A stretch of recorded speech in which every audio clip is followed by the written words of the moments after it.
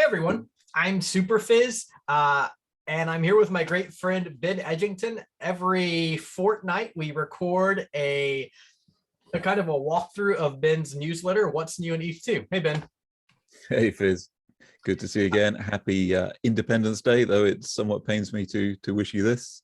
Oh no, hey, you know what? It's thank you. So Ben and I have been doing this for probably 10 or 12 weeks now, something like that, or 10 or 12 fortnights. Do you call them? Is that right? Is that how I'd say it? I don't know. Yeah, but it's been a few months. Okay. And one of the things I kind of noticed is we don't do much of an introduction. And I know most of you don't care about an introduction. You just want to get into the newsletter. And so I think maybe we will reach for a happy medium where I kind of say, hey, I'm superphiz. I'm a community member. I work with an organization called Eth2, and our goal is to sort of promote staking in any way that people can stake, with an emphasis on solo staking. You can find me if you ever want to hang out. I spend a lot of time in reddit.com/r/ethfinance. I spend a lot of time in the Rocket Pool trading Discord. And lately I have developed a terrible Twitter habit. So I'm at superphiz at Twitter. So if you'd ever like to connect, that's where you can find me. Ben, how about you? So I am, for a day job, product lead for the Eth2 staking client, so the Ethereum staking client. I am also a solo staker and consider the Eth2 community to be kind of family. And I write this What's New in Eth2 thing every couple of weeks. Been doing that for about 4 years now, which is what we're here to talk about.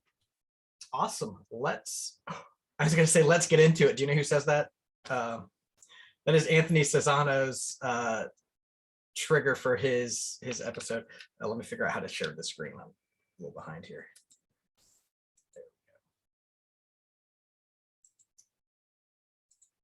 All right, so we're doing What's New in Eth2 for the 1st of July, and today is actually the 4th of July, 2022. I guess you publish these on Thursdays and we go over them on Mondays, which gives me 3 days to think about reading it and annotating it before the 15 minutes before the call I actually do it. Yeah, well, I'm sure we're both great at procrastinating. I mean, it's actually Friday night I get this out, and I plan to get ahead of it all week. I'm thinking, okay, let's make some progress, and it gets to about 8 p.m. on a Friday, and I think, okay, better get started. Do you make mental notes or physical notes? Like, I'm sure you have. I have a Trello board. So interesting thing about Trello is it's really easy to send stuff to. So if I come across an article, web page, or Twitter or Reddit or whatever, it's very easy just to bang it into Trello one way or another, and then at the end of the week, or when it's time to start compiling this thing, I just go through the board and move things across columns and process it all and try and weave some sort of narrative of the week out of it all. Yeah, that's really a great tidbit. Like, I have tinkered with Trello, but I really do see how it could be a valuable resource here. Are there plugins for it, or do you actually have to go to Trello? Because you said it was so easy. Usually, so I can share stuff directly from my Android phone. I can't speak for other types of phone, but I can on most pages there's a share button, and Trello is one of the options that pops up automatically. I'm a bit of a technophobe, I don't about this stuff, but it just works. I can make a new card and add it to the list. I'm just happy you're an Android user. I have okay, don't tell anyone this is a secret between you and I, but I look down my nose at people who use iPhones. So, but that's kind of a secret. So we won't I can't possibly comment. So yeah, I was on Layer 0. So you listened. I urged you not to. It was good. That was really good, Fizz. I very much enjoyed that, and just your clarity of thought around decentralization, but also the drive. I mean, really thoughtful answers to questions. Like, we had this whole Lido thing about should they self-limit, and it was like, well, if they self-limit, won't others come up and just take their crown and whatever. And And your response I thought was really good. We will deal with those if and when it happens, but everyone should take responsibility for doing the right thing themselves, not look at others. Yeah. And I just thought that was great. So I haven't actually said this publicly, but my thoughts on Lido have really evolved. They haven't changed, but when they have made such a firm and strong position that they have no interest in self-limiting, I believe then it becomes the responsibility of the protocol to act. And if layer 0, if the community isn't a lever that can change that behavior, then it's time for us to step back and say, it's time for the protocol to act. And I that gives me a lot of peace at night, knowing that I'm not responsible for this. The community isn't responsible for everything. We're responsible for doing our part. So that's just a fun thing to share. I'm a bit intrigued by what you mean by the protocol. In this respect, we need to build in mechanisms into the clients that prevent this kind of centralization. Is that what you're? Yeah, essentially. I'm not, I'm not I don't have any vindictiveness in me. I'm not a vindictive person, but I do believe that the protocol needs to find ways to limit the kind of centralization that is perceived as an attack on the protocol. I think the interesting thing with Lido is that would be extremely difficult because they are represented by 29 different operators. So at any kind of protocol level, non-governance level, they look like completely distributed entities. So I think in protocol that would be impossible without some metadata, saying that actually this is an organization that's comprised of many individual organizations. Without that sort of metadata, that would be really hard. Sure. And so one of the things that I want to do is let me think of how to phrase it. Like, I have ideas, but I don't think I'm not interested in pursuing anything that's not just a community groundswell effort. And so when it gets to protocol development, my place is to trust protocol developers to solve things that can only be solved at the protocol level. And if it's something that can be solved at the social layer, then it's something that I'm all about. But in the same way, like you kind of look to me and you're like, hey, Fizz, you represent the community, and I'm like, hey, I look to protocol developers and I'm like, hey, you represent the protocol. So I'm trying to walk this fine line of not making it my place to say, or even the community's place to say, this is what ought to happen. It is, we are Ethereans. We subscribe to the Ethereum network, and we believe that there are healthy solutions that promote decentralization. That's, I guess, kind of where I'm at. Cool. Yep. Let's go. It's funny. I was like, we're just going to gloss over this one. So Matt Cutler, Ethereum's hidden power structures. Another thing I'm very interested in. What'd you get from that? It's a very good overview. So this is another podcast. Very good overview of what the post-merge block production landscape is going to look like. So you may be aware, I'm sure you're aware, Fizz, that there's this, because of MEV, right? It all comes back to MEV and the dominance that has within the protocol. And there's a problem if solo stakers like yourself and myself can't access MEV.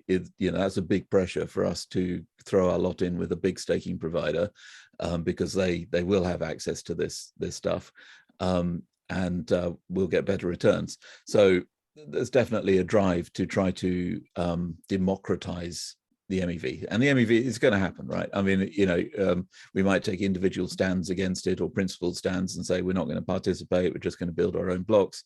But reality is, for the majority of people, they're going to want that potential revenue. So Flashbots have been designing what they call MEV Boost, MEV Boost, which is a whole architecture for block builders to communicate with validators via a relay, and the relay is trusted. So this is a sort of flaw in the design in a sense, and in future we might be able to do this in protocol and remove the trust from the equation. But for the time being, you have this sort of somewhat trusted relay, and solo validators can ask a relay for blocks when it's their turn to propose, and behind that there's this block builder ecosystem. And yeah, what was really interesting about Matt Cutler's episode was just exploring the different roles. You've got the searchers who find MEV, you've got different kinds of block builders who will be motivated by different things. There's kind of potentially a whole ecosystem of block builders. What I've been really worried about is that effectively there'll only be one block builder on the network. Flashbots will be the sole supplier of blocks to the network. And that's bad from a single point of failure point of view, and it's bad from a sort of centralized censorship resistance point of view as well. So the best solution to this is to have an ecosystem of block builders all competing against each other. And I'm somewhat more encouraged after a couple of meetings I've had and listening to some podcasts and things like this one, that ecosystem of block builders might actually become viable, might spring up and provide a healthy diversity. So yeah, it's good. That's great. So I have kind of said for a few months now that I believe the three biggest threats to the future of Ethereum are LSD, or liquid staking derivative centralization.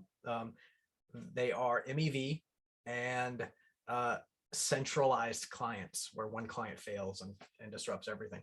And so I have publicly addressed LSD centralization, and I've publicly addressed client centralization, but MEV just scares me. And I haven't, it's funny because it's in many ways a necessary evil. Well, you know, yeah. I can say, I am Fizz and I am not going to participate in MEV, and it doesn't change anything. It's still going to go on. So there's no point in taking this, you know, noble stand. We really have to find a way to deal with it as a community.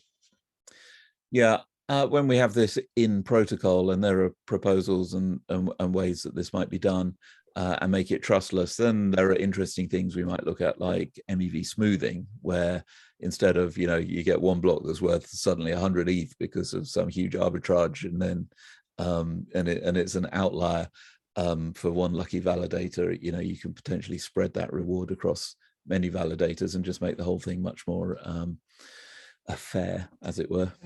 How many of us as validators aren't just like secretly hoping to hit that 100 MEV lottery? I mean, it's true. Like I'm still like, maybe I'll hit one. And it's funny, like that's the point where I acknowledge we are all greedy. And it's not unhealthy greed. It's just a thing that needs to be managed.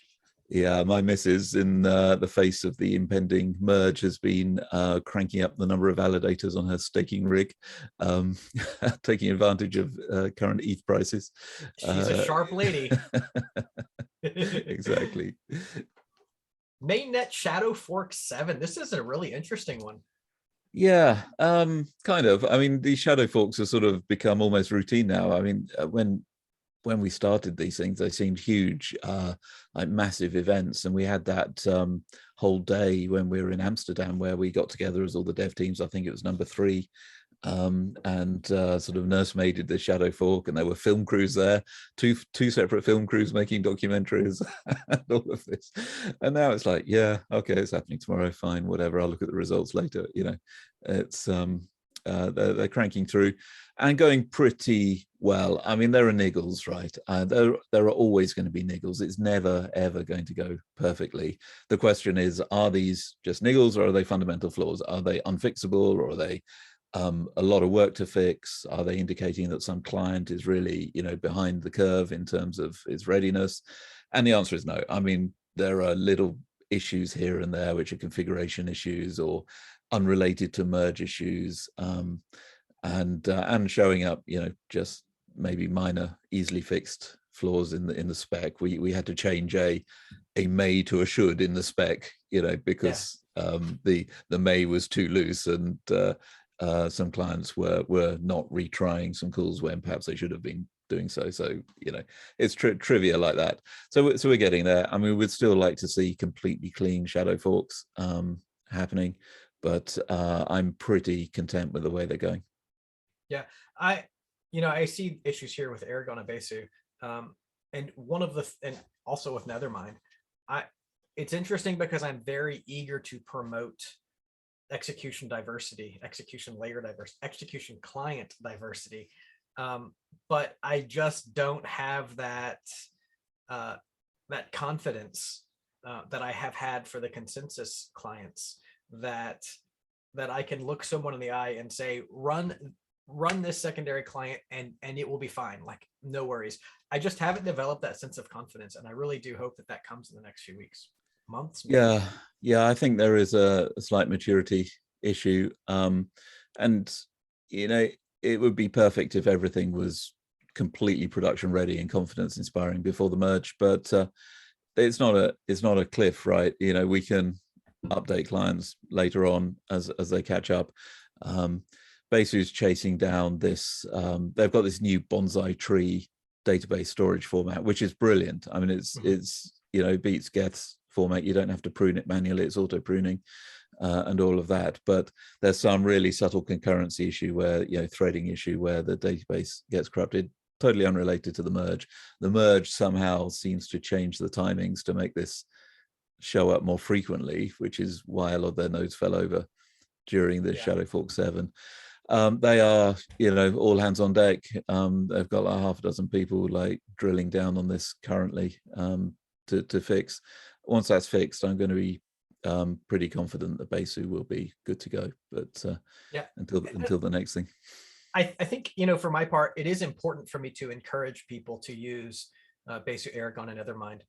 I haven't shouted it from the mountaintops yet, but we do need people who maybe have more opportunity to attend to their nodes, or maybe more technical expertise to run those nodes, because there is a potential for Geth to fault, and we will need other nodes to carry the network in the unlikely event that does happen. So just a thing. Yeah, I've just seen a typo. This is terrible. I blame the Teku Nethermind issue on Aragon. That's very bad. I better update that. I'll scroll fast. So another Shadow Fork tomorrow. I wasn't aware of Shadow Fork 8, but I've been out of the loop. So yeah, as I say, I mean, Parry just puts up the configs and gets on with the work. Client teams are barely involved.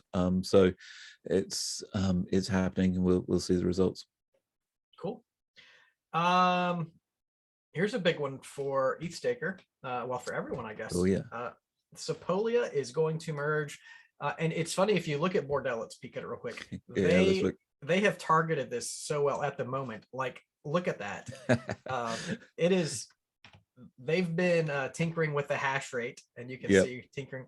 And the goal is to line up the red and the green dot to get this right at the planned TTD July 6th at 2 p.m. When I wrote on Friday, it was looking like the 5th, but the target is actually the 6th. So that looks pretty good.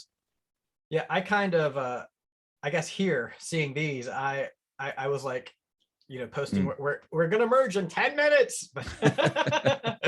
Didn't happen, thankfully. Oh boy, I'll be so glad to get rid of proof of work. That's another unknown. Yes. This random timing stuff. And so Sapolia, ETHstaker's doing a live stream with Anthony Sassano. That's going to be on the ETHstaker YouTube channel. It'll be similar to the Ropsten call, except this time it will be led by Anthony. And so I'm really looking forward to that. Yep, hope I can join you for that. Yeah, always love to have you there. What's the favorite footnote? That's a cheeky one. Yes. This is, did you watch The Expanse? No, you should watch The Expanse. This is great sci-fi kind of soap opera stuff. It's great, very good over the last few years. But Yeah, it's this is just a scene from The Expanse, but we didn't go through it. But basically, he decelerates very violently. And, so I think it's Oh, rather wow. like, Okay. and this just Yeah. reminds me the last 3-4 years, all the consensus devs, we've all been working at a furious rate, basically without any serious regard to governance. We've been very lightweight in terms of the governance. We've just kind of done our own thing. And now we're having to deal with the whole kind of Eth1 governance side, and we're just not used to how slowly things happen. Yeah. on Which has that been slide. an ongoing like community amusement for like 6 years, and now it's I get the whole going light, the speed of light, and then slowing to the pace of a snail. Yeah, just hitting a wall. But I mean, it's I think Tim's doing good work over there, just keeping things moving, and I don't think it will be too serious. It's just a funny observation that we'd agreed one thing on the consensus call, and on the all called devs, they completely ignore that and agreed something totally different. But there we go. Yep. Rapston sync tests. Let's see. Yeah, this is just happening in the background. So syncing, turns out that basically you got two independent clients with two separate blockchains. You've got post merge, you've still got the ETH1 chain, if I may call it that, and I should stop saying that. You've got the ETH1 chain, and you've got the consensus beacon chain. You can't say execution chain. Oh yeah, that'll do. All right, the execution chain. And you've got the consensus chain, and they are tightly coupled together, but you've got to sync them up separately. And this is basically because validating the execution blocks is a slow part of the operation. So we have this optimistic sync whereby the beacon chain kind of syncs itself up and ignores the execution blocks. And then it goes to the execution client and says, okay, we think this is the chain of blocks that you need to validate. And so validate it, because at that point, the consensus client doesn't know if all the blocks are valid in the chain that it has. So it's kind of complicated, because you've effectively got two different sync operations syncing on two different networks happening there. So yeah, it's good that this is being given a full run around on the so the EF team are doing that. Yeah, I'm kind of got sidetracked trying to process how that would work in my head. Yeah, one of the things I end up doing is I end up taking some design elements for granted, like saying, they're going to figure that out. I don't have to know that. And then I recognize there are some things that I shouldn't have, that I should understand, that maybe I don't put enough attention into. And I think that dual sync is one thing that I would like to understand better. Indeed. Well, me too. Yeah. So technical bits, engine API sequence diagrams. Yeah, nothing significant. Somebody was asking for this on Twitter, so I just thought I'd put the latest in. Just this is how the consensus client and the execution client speak to each other.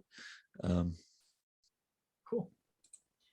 I found that pretty interesting. Geth running without a consensus client.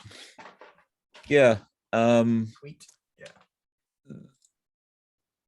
So this is the idea that the consensus layer, you can, the beacon chain, you can basically just take its lead. You can basically trust that the consensus chain is doing its right thing, and just take a very small amount of information from it and keep your execution side in sync. So I'm not exactly sure what Peter is proposing here, but it seems to fall short of attaching a light client to it.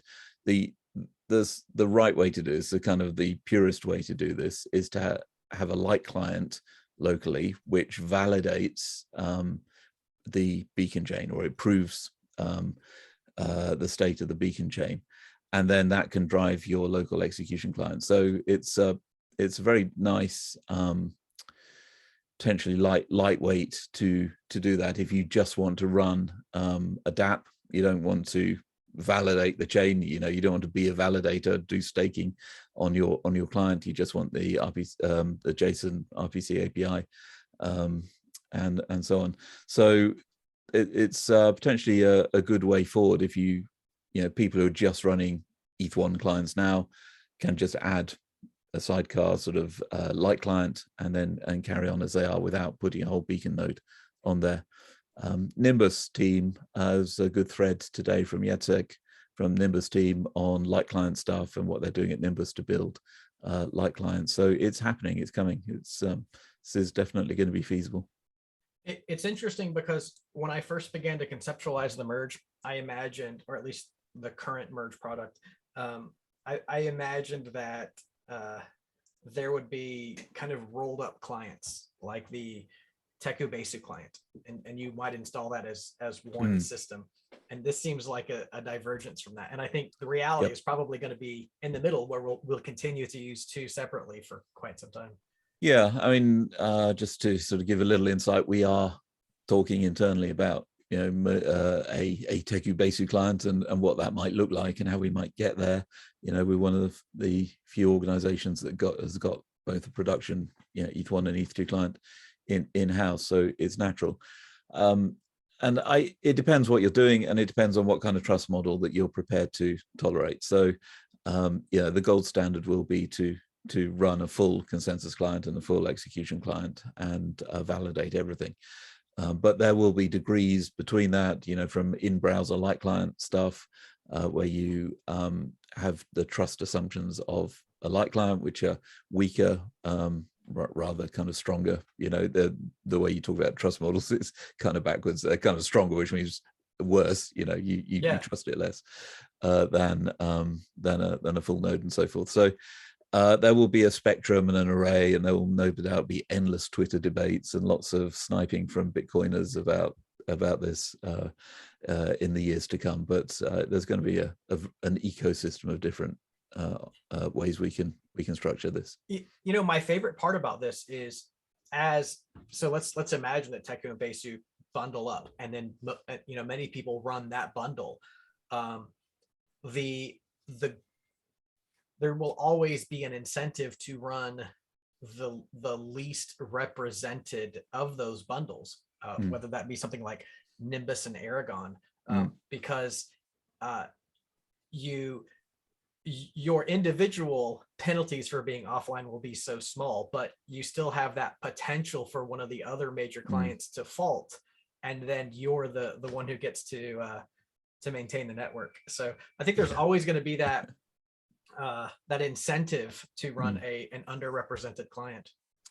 Yeah, I hope so. And yeah, to be clear, we're not talking at all about completely merging them. We will always maintain Teku and Besu as separate clients that compare up with other counterparts. Is it fair to say bundling them? Is that okay? Or is it's an ongoing conversation. I mean, we'll see. I think there'll be a process of just moving closer together in terms of, you know, things like unifying dependencies, unifying documentation, unifying metrics, unifying logging, and just generally moving them closer together. Packaging together, and then kind of merging code bases a little, but keeping them separate. Some of that's just natural over time. Like, I think it's a natural progression, no matter what. Staking. Did you catch this call? I was on some of it. I got to it late, but I'm continually impressed by the quality of what's going on in this world. You know, this has done well. Call number 17 is impressive. These things sometimes start and they fizzle out after 2-3 calls, 3-4 calls, because nobody's really committed or interested. But Stakehouse has really got momentum, and there's a terrific core set of contributors who are building tooling for individual stakers to enable them to get up and running as frictionlessly as possible, and it's terrific. There's some really good work going on here. Yeah, and I love that you point out that consistency, because we've tried a lot of initiatives and many of them just fall short. But Colfax picked up Stakehouse and ran with it, and then Remy Roy picked it up after that, and these guys are just metronomes of consistency and productivity. I see James He from Prism here and Samira Sat here. So thanks to their contributions. So yeah, good deal. I love Rated. Yeah. I cannot like this. This is just one of my favorite dashboards. And you said they've added an API.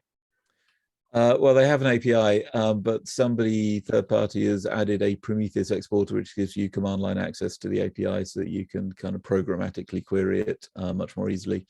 I haven't had a fiddle with it, but there's a lot of rich data there, which you can slice and dice in all sorts of creative ways. So, Rated, the front page is one thing, but actually it's the underlying data set that's got all the really interesting stuff in it. So now that it's easier to query. Yeah, that's great. So I have to admit, I'm enough of a noob that I thought this was going to be a video, and I love video demos of any product. Like it takes all of the work away of like reading, the man page and just like watching somebody else do it. But yeah, I love to see this example down here. I'm a big fan of Rated and appreciate what they do. They were really great with client diversity by cutting this breakdown into individual clients. So very cool.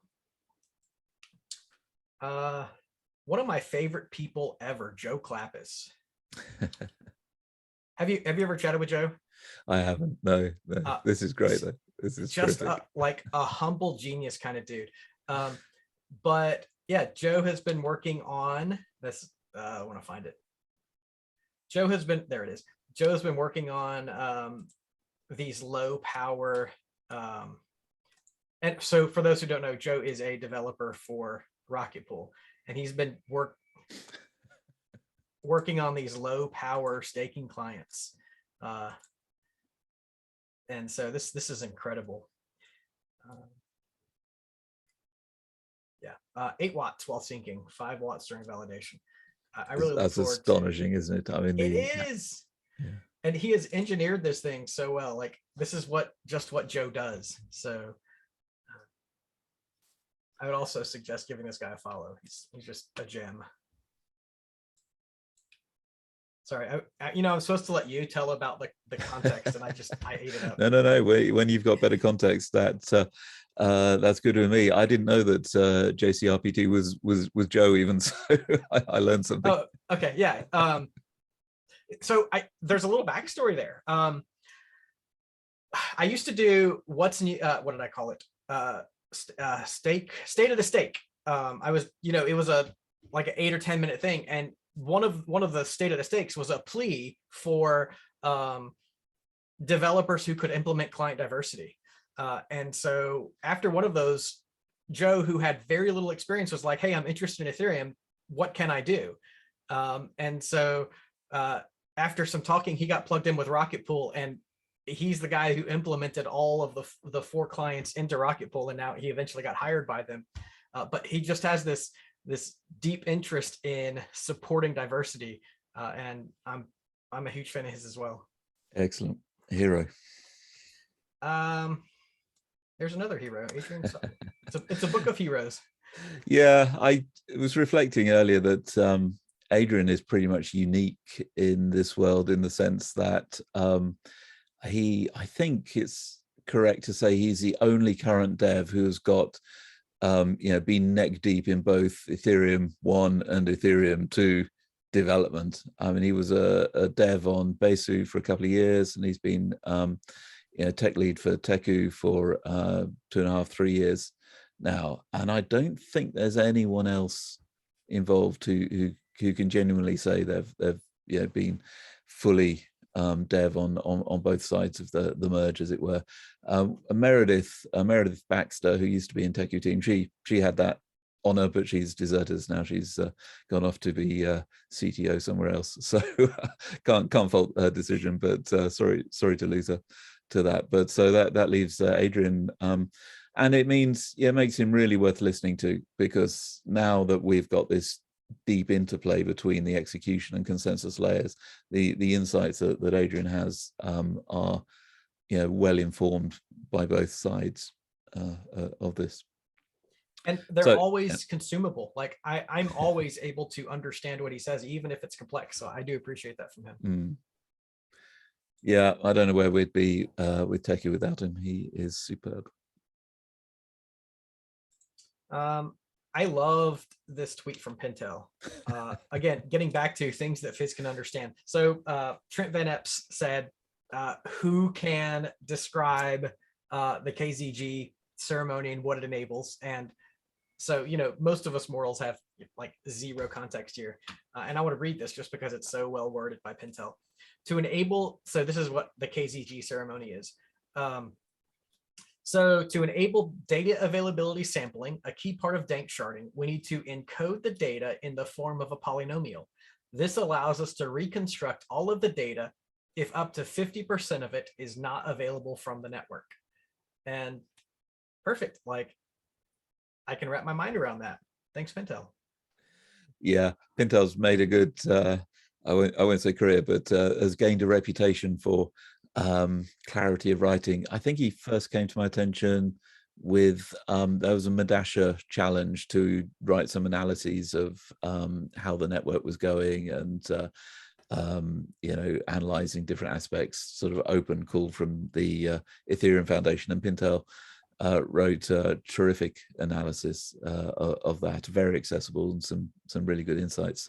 Had pleasure of meeting Pintel at Dev Connect in Amsterdam, which was great. That sounds great. Yeah, an awesome opportunity to meet. Pintel. So I have these people: Pintel, Adrian, your writing, Joseph Cook, like those people who can just convey complex concepts in a way that, you know, the rest of us can pick up. Like I feel like often purposely avoid jargon and focus on simple wording, and I really appreciate that because I can get it. It's really hard. Yeah, I'm we'll sure. perhaps get to that when we talk about the book, but oh, I've you know, it's funny, I have never read straight through, but I do have like several portions of the book bookmarked now because I'm like, that is my best reference for something like rewards or something like, you know, whatever it is. Like it, I have a lot of great go-tos for that, so I'm really happy with it. Peep and Eep. Yeah, Cat Herders busy as ever. So they're going through doing lots of interviews with people from the different teams. I saw a tweet earlier, there's another one coming up.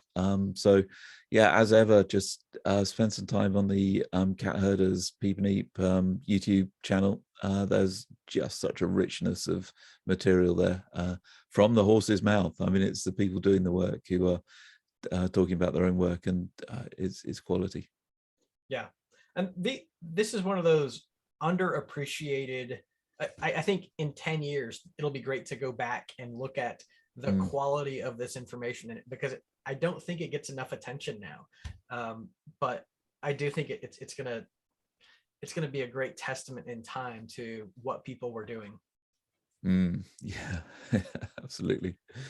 The book progresses slowly, so slowly, but I thought I'd just bang out a quick section just to kind of get back into the rhythm of writing things. And so I did this fairly straightforward thing on aggregator selection. I mean, nothing is straightforward, right? But and then yeah, just easing back into the routine of writing. I need to make a lot of progress unless the merge is delayed for a couple of years. No jokes, Fizz. I'm sure you'll do fine. So SSV is hosting Twitter Spaces, or Anthony Sassano is hosting. Yeah, his second mention in this edition. He's busy. Yeah, these are nice. I mean, I haven't had the opportunity to hear Tim's or Stanny's. I listen to my podcast when I'm out walking. I don't know how to download Twitter Spaces, so that's if I could probably work it out, but if I could download it, I'd listen. But so they did that. So SSV Network, they're building distributed validator technology kind of alongside OBOL. And they're doing a series of these. I think the intention is to do one a week, though. I think Danny Kulichov's was was delayed by a few days, 1 week until the merge. So depending on when merge, there should be a good set there. Yeah, Yeah. they're at some point they're going to say, we're out of guests, we need the merge. yeah, just make it It'll happen. be a long time. Oh, there's another guy there. How did it? Yeah, I had the pleasure of talking to Anthony on Friday morning, and it was a good chat. Enjoyed that, and he led it very nicely. Wasn't even aware of that. You see, you snuck it in there. Well, good. I will definitely check that one out today. And so, capping the validator set. What do you think? For people who are listening, one of the things I want to improve is giving context to what we're reading, because a lot of people will listen to this while they're walking and not look at the screen. But yeah, Vitalik opened up the idea of capping the validator set, and now that's my setup. Sorry. Yeah, so this has been talked about for a while. There was a suggestion of putting in something into the Altair fork that we did, the Altair upgrade that we did last October time, to limit the total validator set that's active at any one time. And Vitalik in this article sort of he's not arguing for or against any particular position. He's just sort of laying out various alternatives and their pro and con on there, and there are always trade-offs, right, with doing this. But the idea is that there's no point just allowing the validator set to grow unboundedly. At some point it just becomes too heavy for nodes to compute, and doesn't really add any more useful security to the network. You know, there comes a point when you've just got enough security, and adding more just adds overhead. So yeah, there's questions about what is the right number and what are the right sort of incentive models around, cap, not hard cap or soft cap. Do you change the incentive so people self-limit, or do you put in an in-protocol limit, or do you stop new validators registering, or do you kick out when somebody new registers? Do you kick out an old one? Or so he goes across all of the current alternatives that are in view, and recommends one at the end, but as a kind of least worst option. Yeah, I think the size of the validator set is just, well, first I should confess I haven't read what Vitalik wrote, but therefore I should not comment, period. But we originally had this idea that locking up 32 ETH would take it out of circulation, but now we have the proliferation of LSDs, and so there's no real consequence. You're not locking anything up. People still have that full liquidity.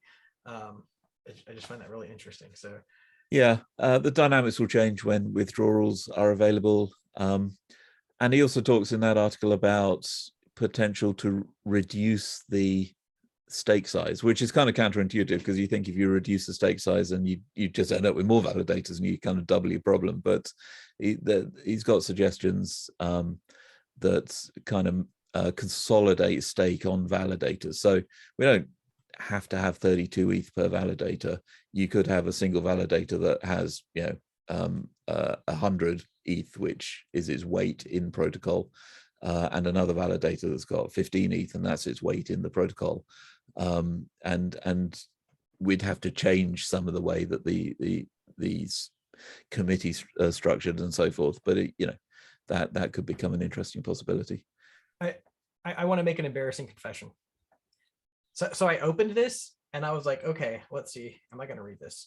And I zip through and I see an equation, and I'm like, nope. Well, I'm like, that's not complicated. This is what Stephen Hawking's publisher said to him way back when he published the Brief History of Time. His publisher said, for every equation you include is going to halve your sales. And so he has one equation, which is E equals MC squared, the famous one. That's the only one in the whole book. But and I love the book. I love it because, but his publisher knew what they were talking about. I'm serious. Like I'm not math incompetent, but I see equations and I'm like, I just, sorry. all core devs, we kind of went over that. I haven't seen Christine's Yeah. notes.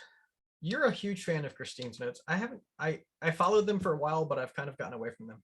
I'm a big fan of Christine around, and we had fun doing the CoinDesk podcast together. And yeah, I mean, Christine, she was a journalist. She's kind of an analyst now rather than journalist, and she's thorough. She doesn't hype things up. She gets her facts straight, and is very detailed. And I'm impressed with the level of detail she engages with in her notes. They're much more detailed than mine. I mean, I make mine at the time, which is as the call goes on, but Christine and Tim sort of go back over the material, so they can be a bit more detailed. But Christine really engages with the deep detail. It's impressive stuff, and she's taking pains to write a lot more about Ethereum now.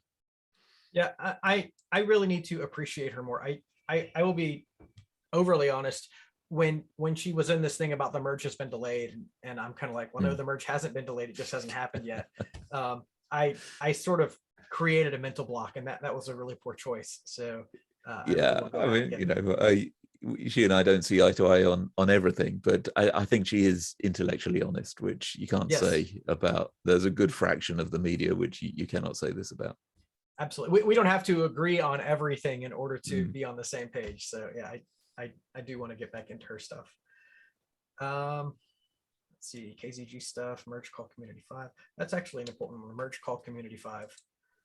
That's this Friday. And yeah, there's the agenda. I'll try and show up if I can. And it's does that clash with all core devs? Might do. That would be unusual. I'm sure it might be. We're moving all core devs to Thursdays now. That's right. Oh, it's not this week. Yeah, no, it's consensus 15th. Implementers this week and all core devs next week. Last one on Friday next week, and then moving to Thursdays after that. All right. Let's see. I'm curious. Mostly British 80s music. What are some? Give me one or two things that I would recognize here. I want to get a feel for what Ben's mostly British 80s music playlist sound. Well, the mostly British is because I do have some U2 on there, which is Irish, and they'll be very upset to be called British. So, but it's kind of Pet Shop Boys, Depeche Mode, all the kind of synth pop stuff, Alison Moyet, and all of that. I love all that synth pop. Good, yeah. I was really just curious to know, being on the wrong side of the pond, if I would actually be able to connect with it. So yes, I can.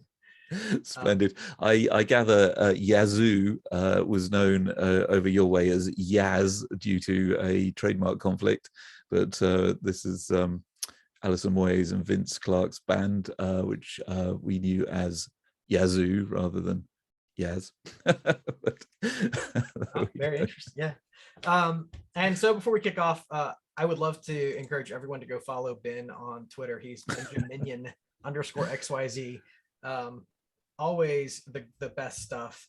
Oh, hey, there's one thing I do need to talk about. Oh, did I do it? Nope, we'll get it next week. Yeah. So now I'm gonna leave everybody hanging a fortnight. It has been great hanging out with you. I always enjoy doing these. I am caught up on what's new in Eth2. Yeah, good stuff. Thanks, Fizz. Fun as ever to just to review everything. You keep me honest. That's my job. All right, buddy. Take care. Oh wait. So first stop, share, and then end. Bye, everyone.